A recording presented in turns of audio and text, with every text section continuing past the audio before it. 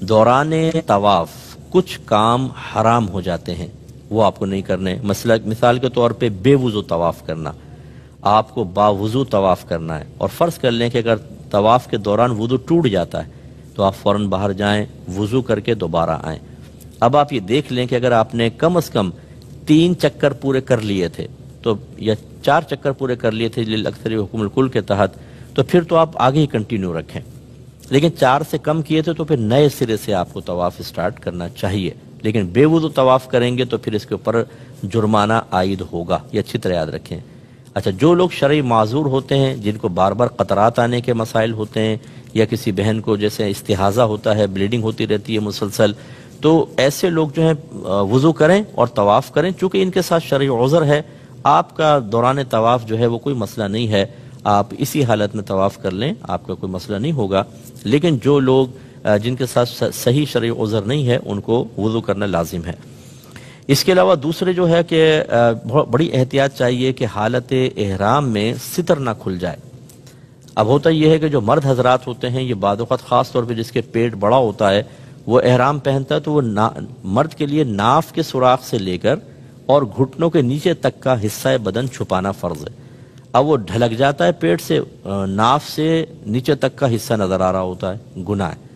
ایسے ہی جب ہم چلتے ہیں تو ذرا احتیاط کریں کہ ایسا احرام نہ پہن لیں کہ رانے کھلی ہوئی نظر آئیں، گھٹنے اور رانے،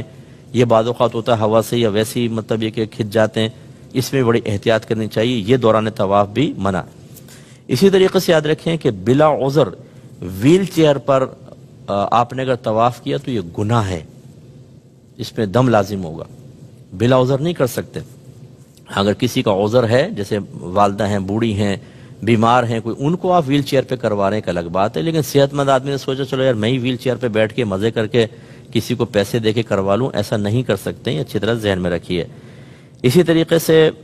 حتیم جو ہے، وہ حتیم کہتے ہیں، وہ باؤنڈری وال آپ نے وائڈ دیکھی ہو،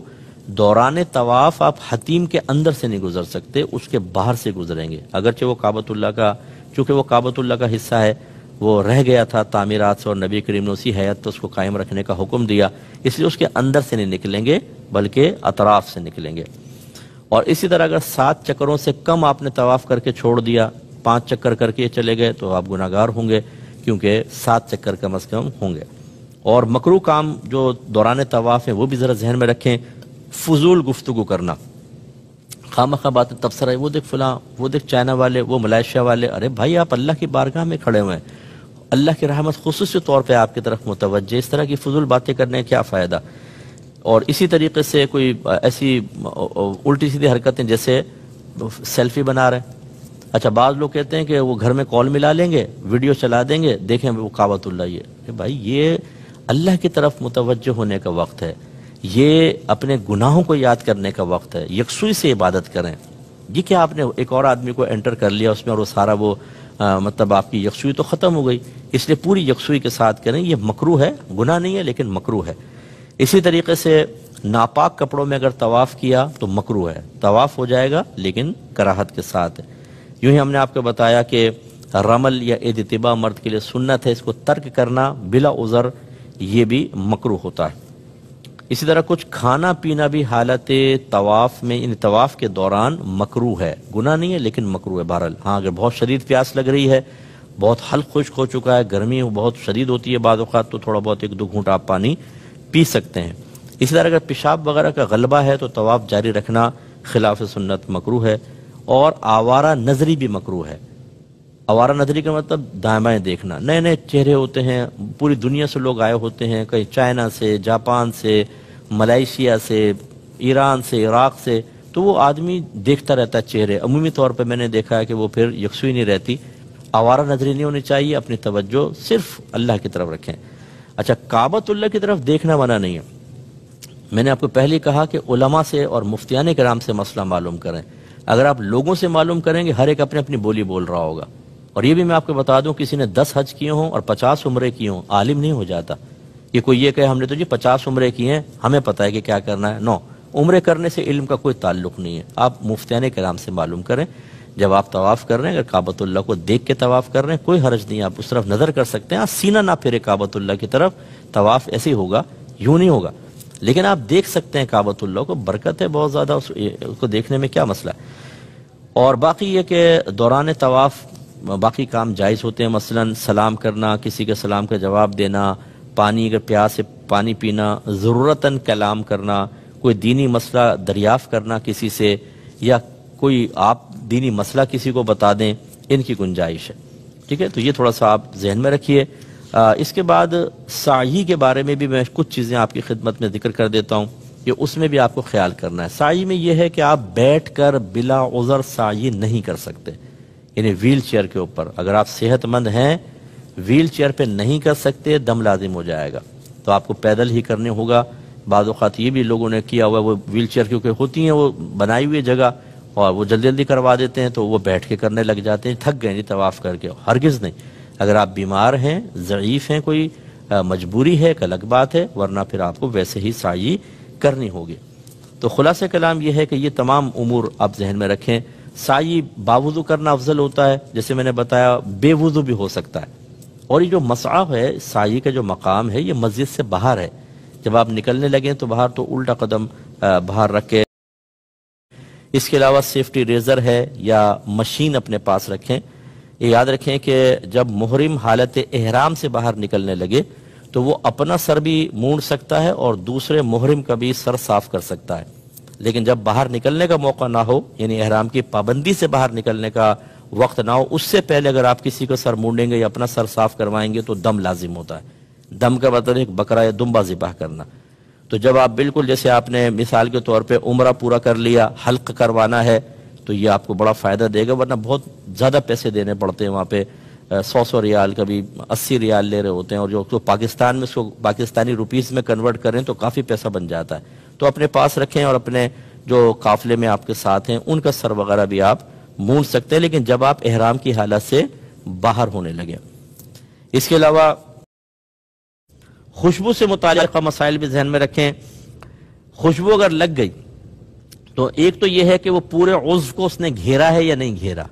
جیسے ہاتھ پہ تھوڑی سی لگ گئی، پورا ہاتھ اس میں نہیں انوالو ہوا، تو اس میں پھر یہ دیکھا جاتا ہے کہ وہ کم ہے یا زیادہ۔ زیادہ کی علامت یہ ہے کہ لوگ کہیں بہت خوشبو آ رہی ہے آپ سے، تو لوگوں سے پوچھیں خوشبو آ رہی ہے، وہ کہیں ہاں بہت زیادہ خوشبو آ رہی ہے، دم لازم ہوگا۔ اگر کم ہے تو پھر نہیں۔ ایک تب ہے کہ جب پورا عضو نہ گھیرا ہو، اگر پورا عضو گھیر لیا تو بس پھر چاہے خوشبو کم بھی ہو، دم لازم ہو جائے گا۔ اس لیے میں نے آپ کو سمجھایا تھا کہ جب آپ حالت احرام میں آ جاتے ہیں تو آپ لوگوں سے مصافحے سے اجتناب کریں۔ میں ایک دفعہ حالت احرام میں تھا، جدہ پہ اترا، ایک صاحب ملنے آ گئے، میں نے ان کو روکا کہ نہیں نہ ملے، مجھے دور سے ان کی خوشبو آ رہی تھی، انہوں نے کوئی سینٹ وغیرہ لگائی ہوئی تھی، وہ ناراض ہو گئے مجھ سے کہ جی مفتی صاحب نے تو دیکھیں مجھے گلے نہیں ملنے دیا۔ اب شرعی مسئلوں پہ عمل کریں تو یہ مسئلہ بھی ہوتا ہے، لیکن بہرحال ہمیں ناراضگی نہیں دیکھنی، شریعت پر عمل پیرا ہونا دیکھنا۔ تو لہٰذا پورے اس کو گھیر لیا تو مسئلہ، تو میں نے آپ کو بتایا تھا کہ اس میں احتیاط کریں۔ ایسی حجر اسود کو بوسہ دینے میں بڑا مسئلہ ہے۔ ہمارے نادان مسلمان بھائی، اور یہ خصوصاً ہندوستان پاکستان کے لوگ یہ حرکتیں کرتے ہوئے نظر آتے ہیں، عطر لیں گے حجر اسود پر ڈال دیں گے، وہ سمجھتے ہیں کہ ہم نے خوشبودار کر دیا۔ بھائی حالت احرام میں جو ہونٹ رکھے گا، ہونٹ پورا ایک عضو ہے، اگر پورے ہونٹ پہ خوشبو لگ گئی دم لازم ہو جائے گا۔ کون سا آپ نے اچھا کام کیا، کون سا کمال کیا، اس میں ذرا احتیاط کیجیے۔ اسی طرح اگر پورے سر میں خوشبودار تیل لگا لیا، دم لازم ہوگا۔ میں نے آپ کو سمجھایا تھا کہ آپ احرام کی 2 چادریں رکھیں، یعنی 2 سیٹ رکھیں، ایک آپ نے پہنا ہوا ہے، حالت احرام میں آنے سے پہلے جتنی مرضی اس پہ خوشبو لگا لیں، اب آپ پہنیں گے، نیت کر لیں گے، حالت احرام میں آ گئے، کوئی مسئلہ نہیں ہے۔ لیکن فرض کر لیں کہ آپ کو احتلام ہو گیا، کپڑے گندے ہو گئے، یہ احرام کی چادریں، آپ نے کہا چلو ان کو اتار کر میں دوسری جو لایا ہوں چادریں وہ پہن لوں، ان میں خوشبو نہیں ہونی چاہیے، وہ الگ چادریں کہلائیں گی، وہ بغیر خوشبو والی ہونی چاہیے، نہ ان پہ خوشبو لگائیں گے، اگر لگائیں گے تو آپ پر دم لازم ہوگا۔ ایسی ہماری بہنیں جو پہنا ہوا لباس ہے اگر اس کو چینج کرتی ہیں تو دوسرے لباس پہ، یعنی حالت احرام میں تبدیل کرتی ہیں تو دوسرے لباس پر عطر وغیرہ نہیں لگی ہونی چاہیے۔ اور خالص خوشبو کے بارے میں بتا چکا ہوں، جیسے الائچی ہے، لونگ ہے اور دیگر چیزیں جو خوشبو بہت زیادہ دیتی ہیں، انہیں کچا کھا لیا تو دم لازم ہوگا۔ ہاں اگر بریانی وغیرہ میں پکا لی، اب آپ نے چبائی اور خوشبو آئی، کوئی مسئلہ نہیں، کیونکہ جلنے کے بعد خوشبو برن ہو جاتی ہے، یعنی برن ہونے کے بعد ختم ہو جاتی ہے، فنا مانی گئی ہے، پھر کوئی مسئلہ نہیں ہے۔ اور جتنے ہمارے بھائی یہ خوشبودار پان کھانے کے عادی ہیں اور چھالیہ وغیرہ کے خودارہ حالت احرام میں اجتناب کریں، اس میں دم ہونے کا اندیشہ اور خطرہ ہے۔ جیسے ہماری بعض بہنیں ہوتی ہیں، انہیں عمرے پہ جانا ہے یا حج پر جانا ہے اور وہ ایام ان کے سٹارٹ ہو جاتے ہیں، تو ہماری بہنیں پوچھتی ہیں کہ کیا ہم احرام کی نیت کریں نہ کریں؟ بالکل آپ کریں گے۔ احرام کی نیت کرنے کے لیے پاک ہونا لازم نہیں ہے۔ آپ اس ناپاکی کی حالت میں بھی اگر احرام کی نیت کر لیں گی تو حالت احرام میں داخل ہو جائیں گی۔ ہماری بہنیں نیت کر لیں، وہ حالت احرام میں آئیں گی اور وہاں جا کے لیکن جب تک حالت حیض قائم ہے وہ عمرہ وغیرہ نہیں کریں گی، ویٹ کریں گی جب حیض ختم ہوگا پھر وہ عمرہ کریں، لیکن وہ نیت ضرور کریں گی۔ یاد رکھیں اگر آپ بغیر نیت کے چلی گئیں تو دم لازم ہوگا، کیونکہ ایک ایسا 5 ایسے ایریاز ہیں جس کا نبی کریم نے نام لیا باقاعدہ کہ ان سے آگے اگر کوئی نکلے اور مکے جانے کا ارادہ ہو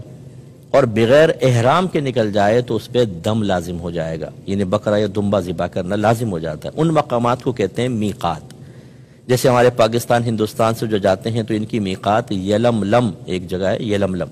اور وہ جہاز کے سفر کے دوران ہی آتی ہے بیچ میں۔ اب اگر ہماری کوئی بہن یہاں نیت نہ کرے